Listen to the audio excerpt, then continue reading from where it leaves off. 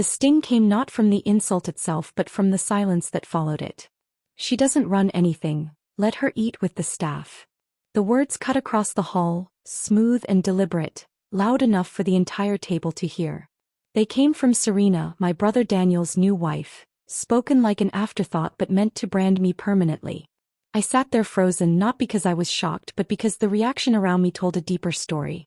My mother fiddled with the edge of her napkin, pretending she hadn't heard. My father stared fixedly at the far wall, his lips pressed into a thin, unreadable line.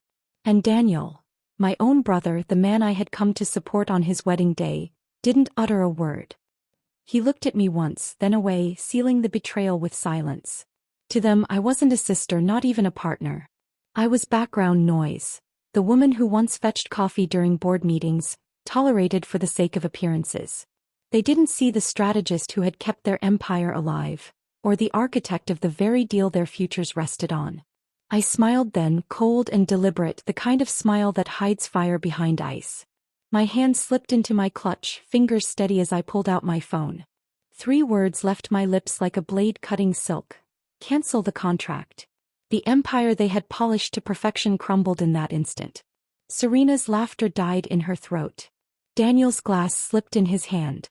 My parents' composure fractured. And I, finally, walked away, leaving their glittering house of cards to collapse in silence. I hadn't come to the wedding with malice. I arrived 15 minutes early, not from excitement but from respect. A courtesy I had always given, even when it was never returned. The grand ballroom shimmered with excess. White orchids suspended from golden arches, candles floating in crystal bowls, every detail curated to display wealth and control. My heels echoed across marble, yet no one turned to greet me. My aunt glanced at me once before retreating back into her conversation. My cousin offered a polite, strange smile before drowning herself in wine. The indifference stung more than open hostility. I approached the seating chart, calligraphed and glimmering, where every name had its place, except mine.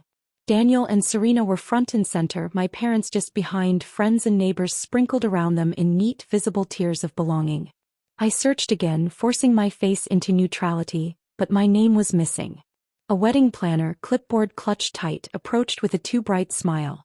"Yes, Miss Elaine," she said after glancing at her list. "Table 14, near the kitchen." Her voice softened with rehearsed sympathy. "There were some late changes." "Late changes?" I didn't ask who made them. I already knew.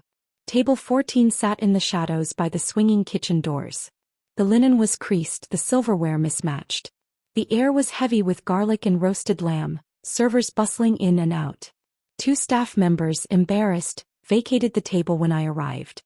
And then Serena's voice cut through the room like a whip, echoing her decree that I should eat with the staff. I didn't flinch.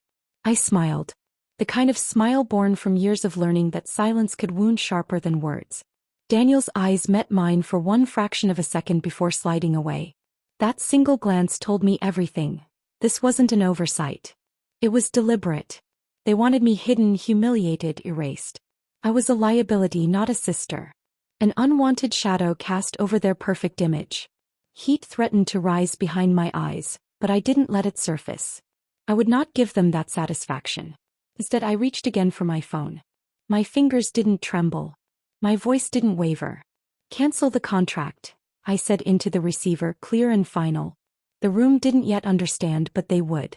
That $30 million deal, the very lifeline holding their empire together, was gone in a single breath. As I walked back across the ballroom, each step deliberate, eyes followed me with unease.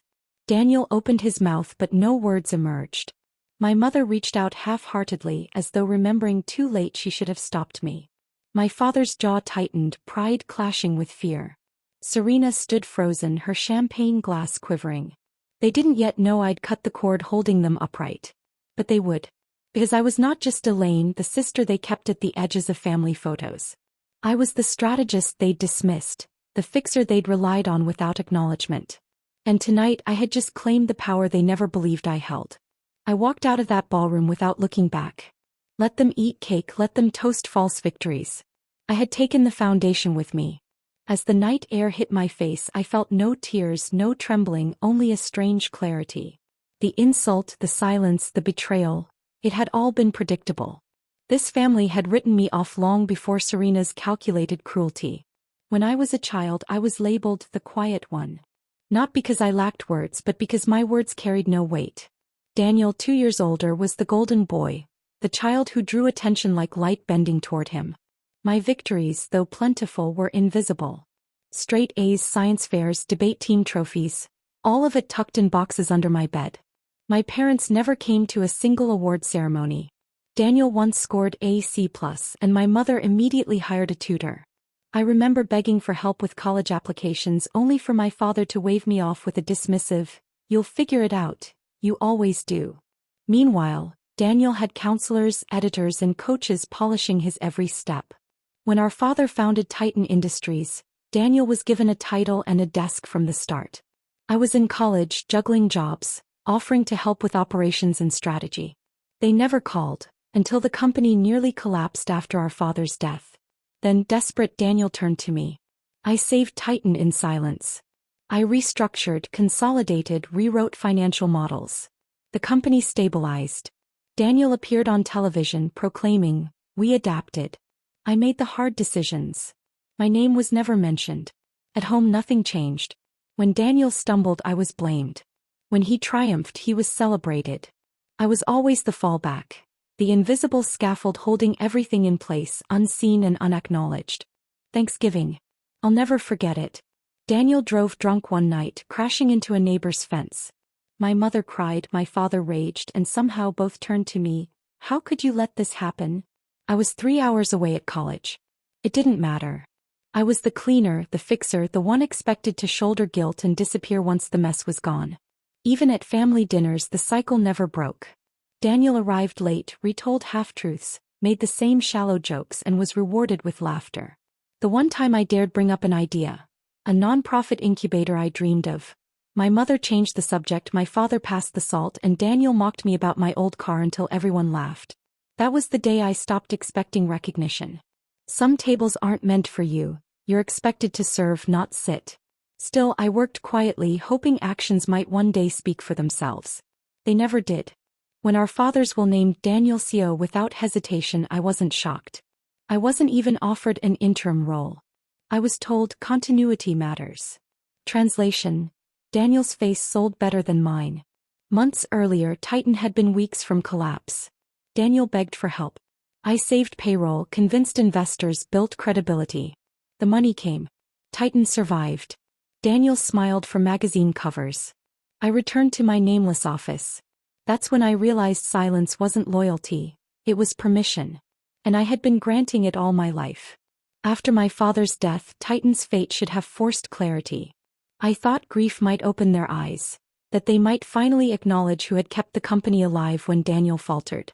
But grief didn't create recognition. It created erasure. At the board meeting announcing the new CEO, Daniel was crowned without hesitation. I was not offered leadership, not even an interim role, not even a token title. I sat through it all with a polite smile plastered across my face while the directors whispered that continuity mattered. What they meant was simple. Daniel was a familiar face. I was an inconvenient truth. I remembered the weeks before Father's passing when Titan was bleeding. Desperate, Daniel had called me, panic dripping through the phone. "We're 30 days from collapse," he said. That was generous. It was closer to 15. When I walked into the offices, they looked like a ghost ship. Empty cubicles. Half the executives gone. Vendors threatening lawsuits. I didn't waste time. I rebuilt reporting trails, eliminated duplicate vendors that were draining cash, called investors I'd cultivated relationships with quietly over years. Within 3 weeks, I secured $17 million in emergency funding. Payroll was saved. Operations resumed. Daniel walked into the boardroom with confidence again, the hero of a story I had written in silence. The magazine spreads came soon after. Daniel's square jaw lit by studio lights. The words, "The young CEO who saved his father's legacy," stamped across glossy covers. My name wasn't mentioned. Not once. Not as an advisor, not even in fine print. My fingerprints were everywhere, but my existence was erased. When I confronted Daniel about that article, he gave me a half-smile. "You know how these things go. Reporters simplify. It's about the brand." What he meant was, Your work is valuable, but your name is inconvenient. After father's funeral, the board gathered in secret. I wasn't invited. I learned of the official restructuring through a mass email, my role reduced to a generic acknowledgement. Thank you for your contributions. Daniel was officially CEO. I was officially invisible. The humiliation cut deeper because everyone knew the truth, yet no one spoke it aloud. A few directors gave me soft apologies in hushed tones. It's political, they said. You know how these things go. I did. Power was not about competence. It was about control. I could have stormed out. I could have raised my voice, demanded recognition. But I didn't. Instead, I stopped fixing Daniel's mistakes. I let him stumble through strategy decks I had once ghostwritten. I let him contradict himself on earnings calls I used to script. He was finally left to taste the emptiness of being applauded for work he didn't understand. While Daniel fumbled, I started building in silence. No longer under Titan's banner. I took meetings under my own name. I built relationships that belonged to me, not to the company, not to my brother. For the first time, I wasn't just the fixer behind the curtain. I was the strategist carving a path forward alone. Power doesn't always roar. Sometimes it waits. Sometimes it learns patience. And I had learned to wait my entire life. The breaking point came not in a boardroom but on the front page of every financial site. Daniel's smiling face appeared beside a woman I barely knew, Charlotte Whitmore, heiress of the Whitmore fortune. The headline announced their engagement like it was a fairy tale, a whirlwind romance between two brilliant minds. I knew Daniel better. He didn't believe in fate. He believed in leverage. Atlas, our father's empire, now rebranded as Titan, was bleeding again. Cracks in the numbers, overextended credit lines, vendors unpaid. I had raised the alarm. The board buried it. Daniel ignored it. And then, suddenly, a solution appeared wrapped in lace and diamonds. Charlotte's father, Gregory Whitmore, was a titan of capital. His investments came with ironclad strings. His legacy first, everyone else second. By marrying Charlotte, Daniel wasn't gaining a wife, he was buying a lifeline. At first I stayed silent. If Daniel wanted to chain himself to money disguised as love, that was his choice. But then a friend in our legal department, someone who owed me a favor, slipped me a document draft. It was a merger clause tied to a $30 million investment from the Whitmore Group. Buried in the fine print was a stipulation. All strategic growth plans required approval from both the CEO and the governing co-founder. That second name, the one never spoken publicly, was mine. The Whitmores weren't fools. They had done their research. They knew Daniel couldn't run Titan alone. They knew who had held the empire together. And they wanted my hand on the pen before they handed over their fortune. The engagement wasn't romance. It was contract negotiation dressed in champagne and roses. Daniel never even told me. I discovered my role through paperwork, a ghost clause buried in legal jargon. I wasn't invited to investor meetings, wasn't included in negotiations. All they wanted was my signature. That was the part that stung most. After decades of invisibility, my value wasn't in being seen. It was in being exploited one final time. At a pre-wedding dinner meant to show family unity, I finally met Charlotte properly. Daniel introduced me with a smirk. This is my sister Elaine. She keeps things running in the background. Her smile was polished, her handshake soft, but her eyes were sharp. Calculating. Her father, Gregory Whitmore, said little during dinner, but when he pulled me aside afterward, his words were a command, not a request. We're counting on your cooperation. Make this partnership seamless. It wasn't a plea. It was a warning. Later that night, Daniel cornered me in the hallway. Don't make this difficult, he said. It's just a formality. We need this deal. I looked at him. The same boy who once begged me not to tell father when he wrecked his bike, the same man who had taken credit for every victory I had delivered. His hair was grayer now, his suits more expensive, but he was unchanged. He still believed I would play along. I didn't answer. Not then. But my silence wasn't agreement. It was calculation. The morning of the signing, I sat at my desk with the contract spread neatly before me. Coffee cooled at my side.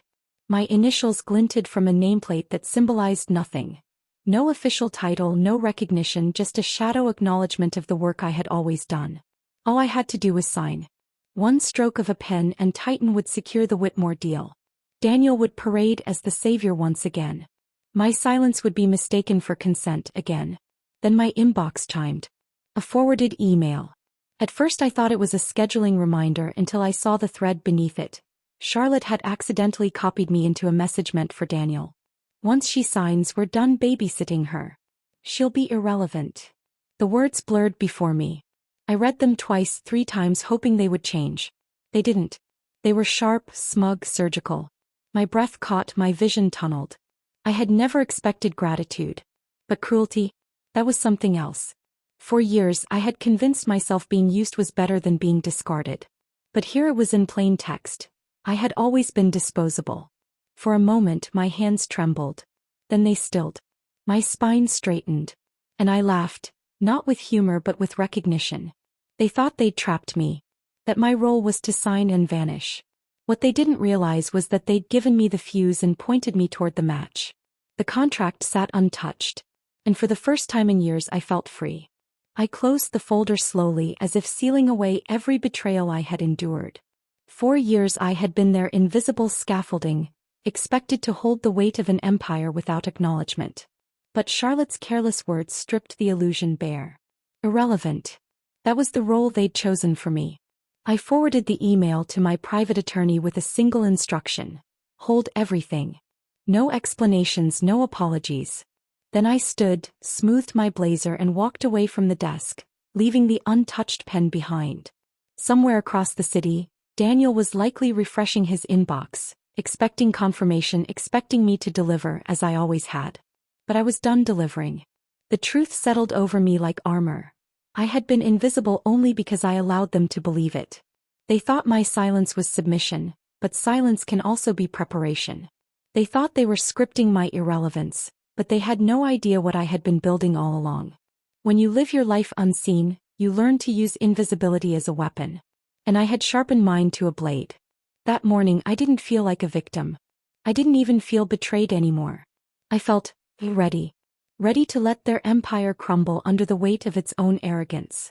Ready to prove that the foundation they dismissed was stronger than the castle they built on sand. I wasn't walking away from the contract. I was walking toward my own future.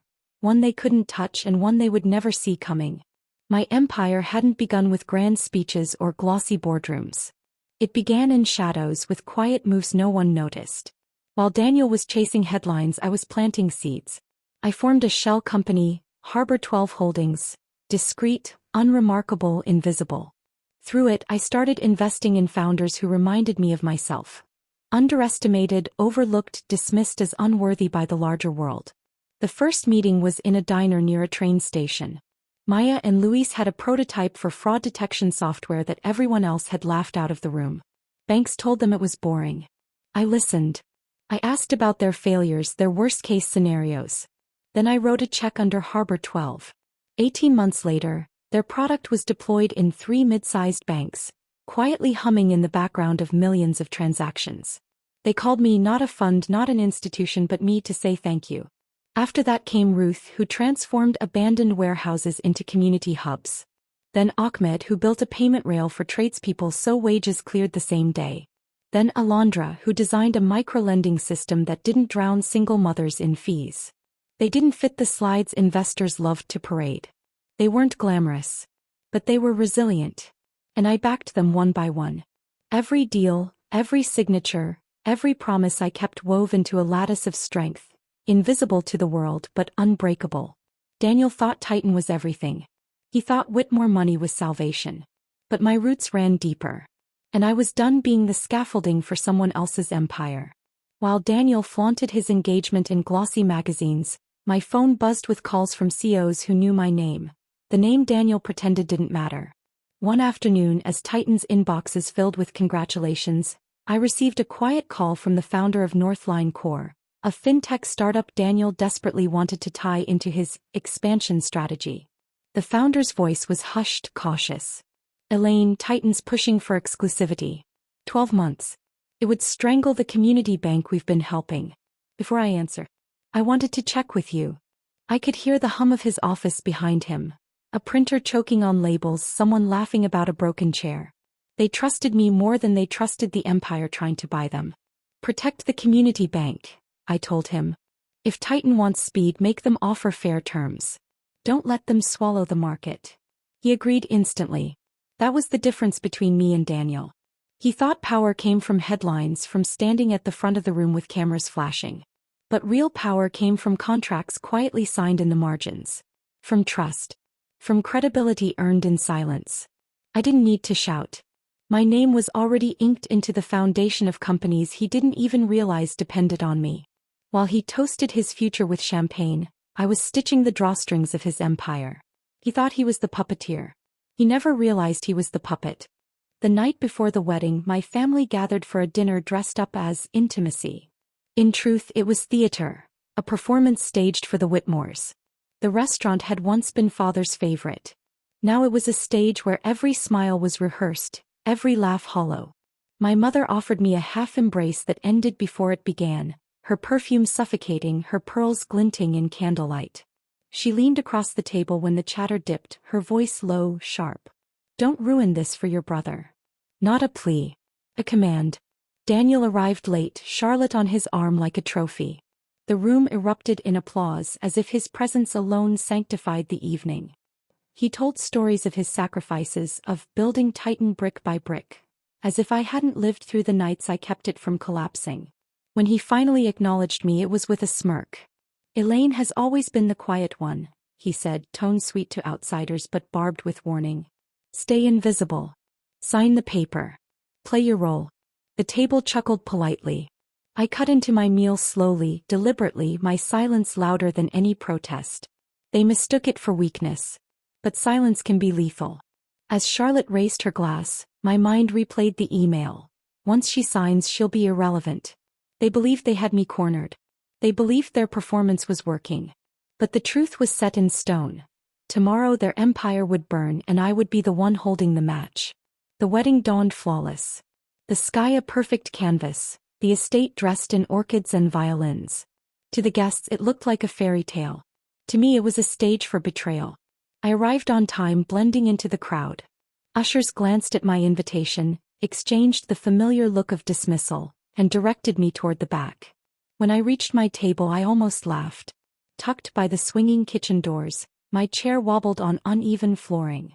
No linen napkin folded into a swan, no polished silverware, just a plain chair as though I were staff waiting for a shift. The smell of garlic and steam wafted from the kitchen, the clang of pans louder than the violins outside. Serena swept past then, radiant in lace and arrogance. She paused, her voice pitched perfectly to Carrie. She doesn't run anything. Let her eat with the staff. The words sliced cleanly, but the silence afterward cut deeper. My mother lowered her eyes. My father stared into his drink. Daniel didn't look at me. Cousins smirked into napkins. The laughter swelled, quiet at first, then rippling like a cruel tide. Not one defended me. Not one voice said enough. I folded my hands in my lap, unmoving. On the surface I was calm. Inside I was engraving the moment into memory. The heat of humiliation, the sting of betrayal. Because this moment wasn't defeat. It was ignition. They believed silence buried me.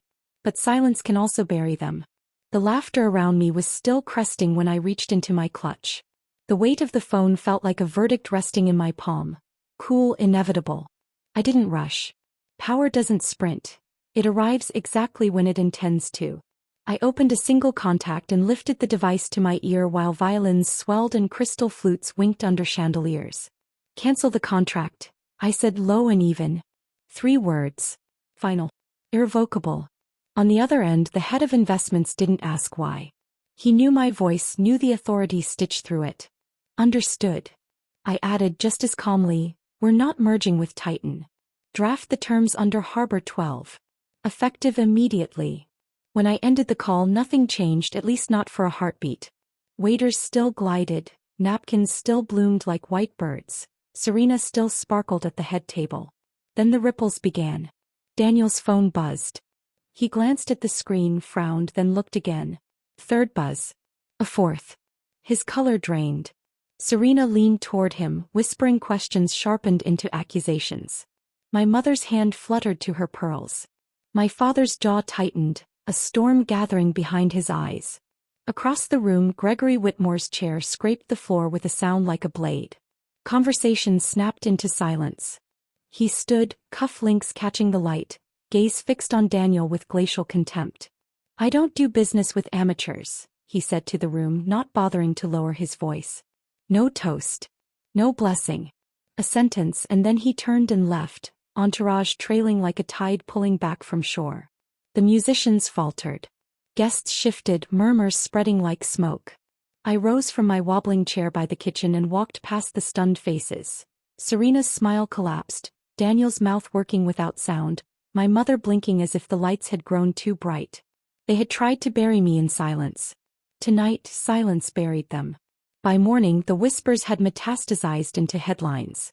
The withdrawal from Whitmore Capital spread across every financial feed before the champagne at the estate had gone flat.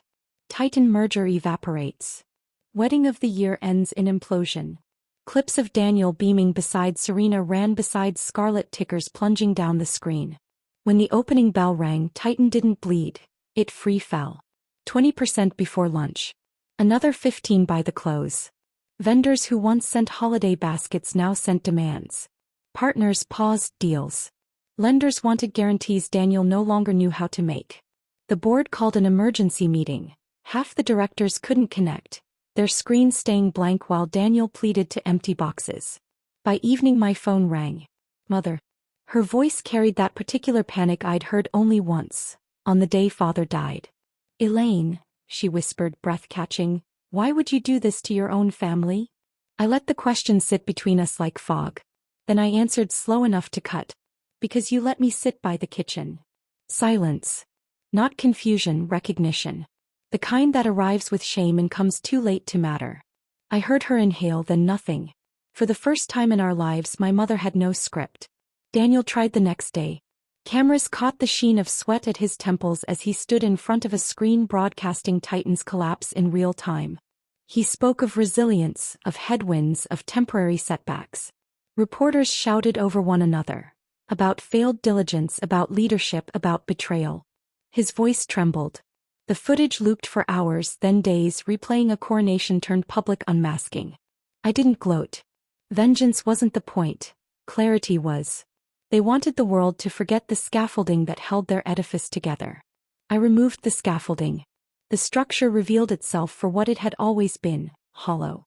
At midnight, the city glittered like circuitry, lights threading bridges and rivers into one breathing organism. From my corner office, glass from floor to sky, I looked down at the courtyard of a hotel where another wedding glowed under strings of fairy lights. Laughter floated upward, soft as mist. For a moment, memory pressed its weight across my shoulders. A wobbling chair, swinging kitchen doors, garlic and steam, a roomful of relatives pretending cruelty was etiquette. It should have broken me. For one heartbeat it almost had. But the kitchen seat had been a gift wrapped in humiliation. It was the last time I mistook proximity for belonging. A knock at my door. Jalen, one of my youngest executives, hovered with a folder clutched to his chest. He paused at the window, followed my gaze to the wedding below, then back to me. "Do you ever think about reconciling?" he asked. Earnest, unguarded, the kind of question only the unscarred can ask. "With your family?" I studied him the way one studies a blueprint for weaknesses that could still be shored up. "I wasn't meant to sit in the kitchen," I said. "I was meant to own the building." The words landed between us like steel set true. His eyes widened, then steadied. He nodded, not from fear but understanding.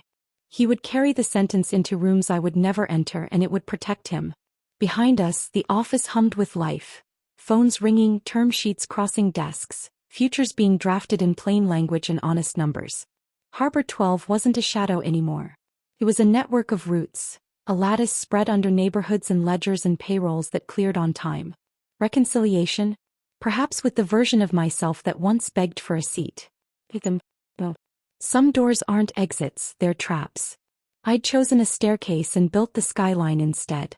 The week after the collapse, the calls came from places that had once dismissed me with glossy smiles. "Can we talk? Perhaps a bridge round? Quick question about governance?" It would have been easy to become what I despised, to gloat, to grind noses into the marble they'd forced me to polish. But discipline is the difference between leverage and hunger. I set terms clean as glass. No exclusivity that choked community banks. No growth predicated on evictions masquerading as revitalization. Worker protections and real compliance instead of performative slide decks. If they balked, the door stayed closed. If they agreed, we inked on paper that meant something in courtrooms, not just in press releases. In the quiet, another kind of call threaded through. Founders who had trusted me when trust was expensive. Ruth needed a short-term facility to keep apprentices on payroll through winter. We wired it inside the day. Ahmed's rails were onboarding a regional cooperative. We prioritized diligence without strangling momentum. Northline wanted to expand without starving the small bank that believed in them first. We wrote a covenant that turned gratitude into practice. People asked if I had planned it all. The timing, the rupture, the spectacle. I hadn't. I had only planned for self-respect. The spectacle was theirs. One night I reopened the email. Charlotte's sentence, 8 words like a stamp. Once she signs, she'll be irrelevant. I saved it in a folder titled Museum. Not to feed anger, but to preserve a relic. Proof that I hadn't imagined it. Proof that erasure wears couture. Proof that I had been right to walk.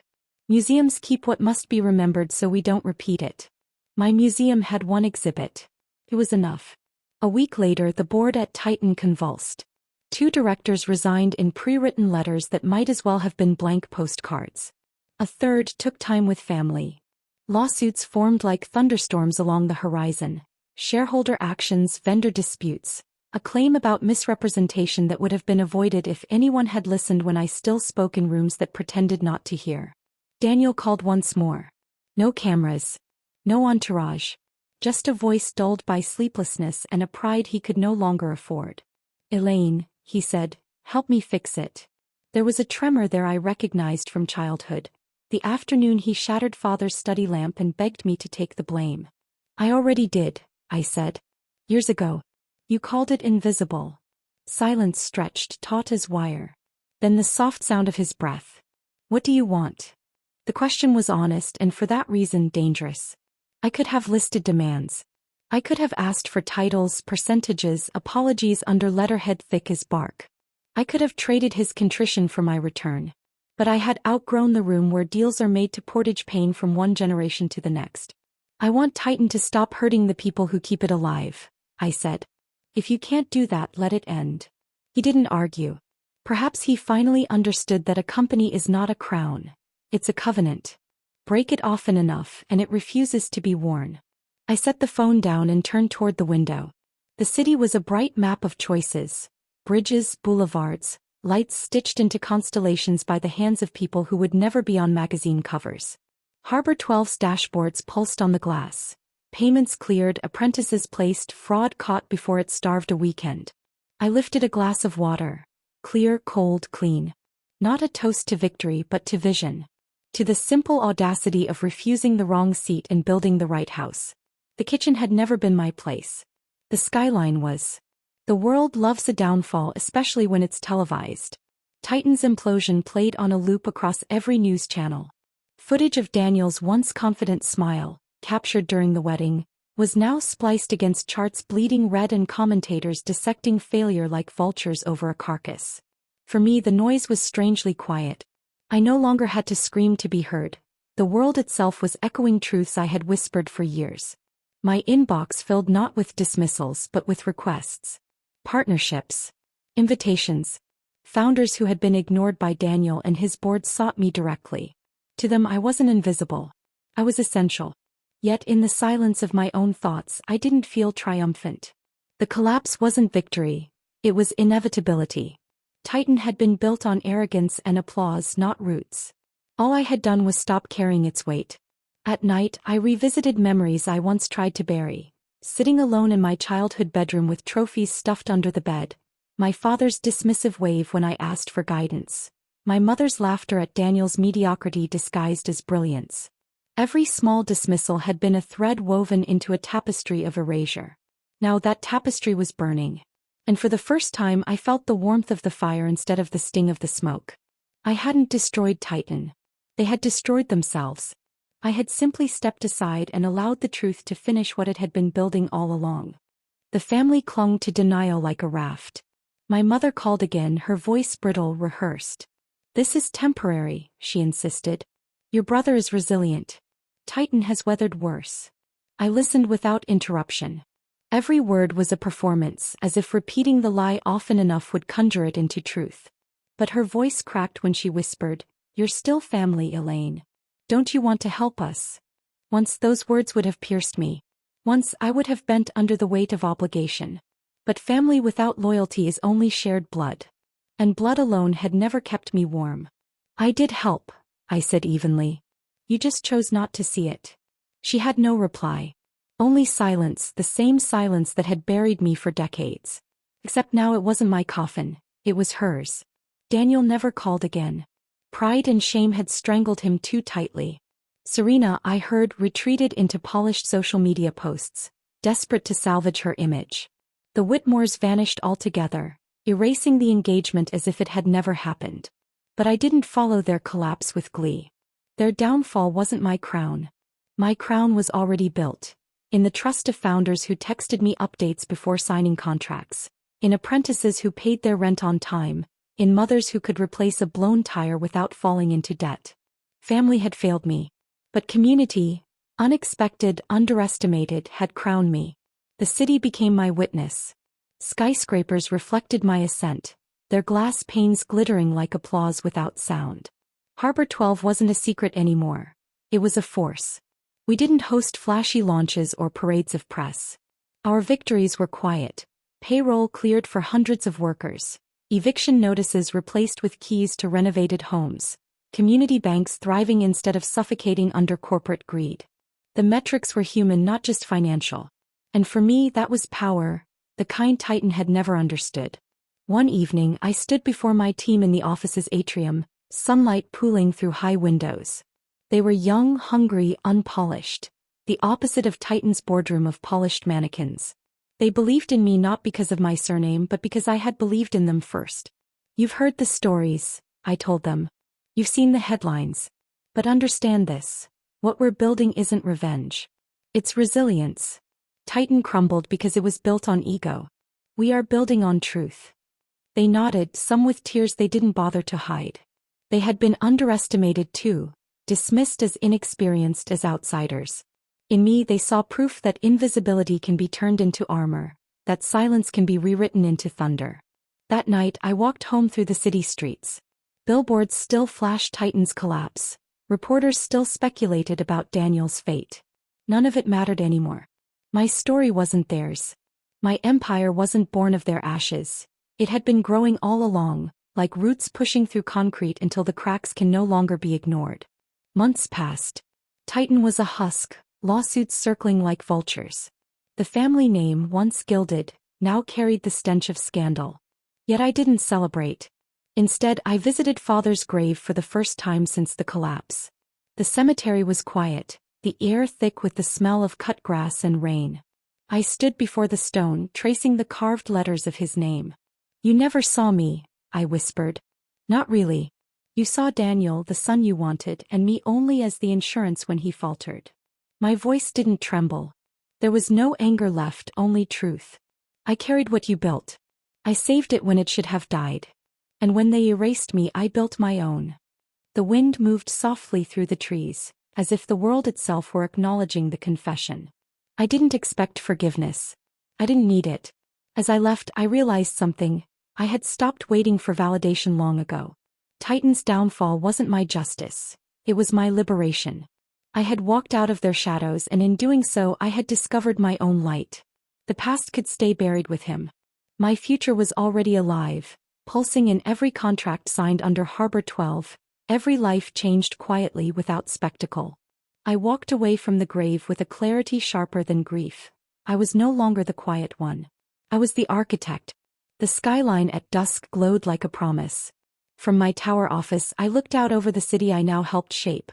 Not with speeches or spotlights but with contracts, covenants, and a discipline that kept power clean. A glass of water sat at my desk, condensation pooling on the wood. I lifted it, not in toast to vengeance but in affirmation of something deeper. Clarity. I remembered the wobbling chair by the kitchen, the laughter that followed Serena's cruelty, the silence of those who should have defended me. Once those memories had been chains. Now they were chisels carving me into who I was meant to be. They had tried to bury me in silence. They hadn't realized silence can also be fertile. From the shadows I had built roots strong enough to outlast their marble towers. Titan's collapse was their tragedy. My rise was my truth. I turned back to my team, voices humming in nearby rooms, deals being finalized, lives being steadied. Harbor 12 wasn't just a company, it was proof. Proof that invisibility can be weaponized, that patience can bloom into power, that rejection can be the soil where empires grow. I set the glass down gently. The city lights shimmered in the glass like stars caught on water. I wasn't meant for the kitchen, I whispered to myself. I was meant for the skyline. And with that the story closed, not on vengeance but on vision. Not on silence, but on the voice I had finally claimed as my own.